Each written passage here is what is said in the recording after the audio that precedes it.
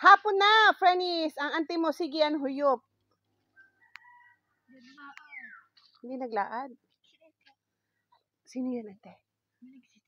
Oh, sino nagsitsit? Dalawa lang tayo. Naka dyan.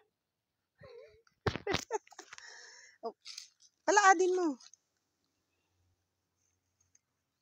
Baka basa pa naman kasi. Paypay eh. Maghapon na silpaso. Basa pa rin. Nakatuwang-wang na nga yan. Paypay eh.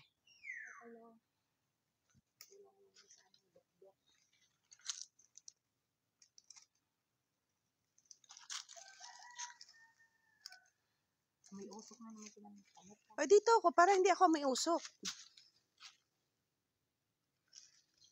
Dapat kasi nasa opposite side ka. Hindi tayo mabango niya pag hinalikan ka ng jowa mo mamaya. Pakinabang ng girls. Diba, Frenis? Dito lang yung natapos namin. Nala! Oh, hinahabol na naman ako ng usok. Di niya ako.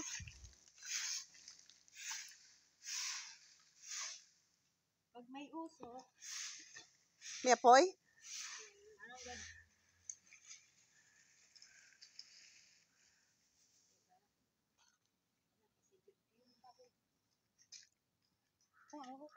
kalayo na si Inte, nakalipas na.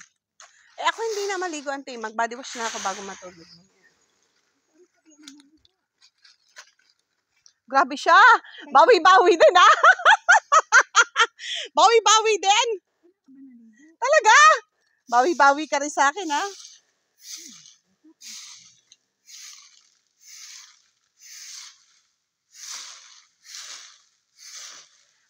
Sa may gusto kay ante, na taga-Tigkiw. Nunoy, kuha mo na yun si ante. Meow. Dara na si ante. Ay, ante, lubi. Sa may karo tita Eva siguro. Yan. Umada na.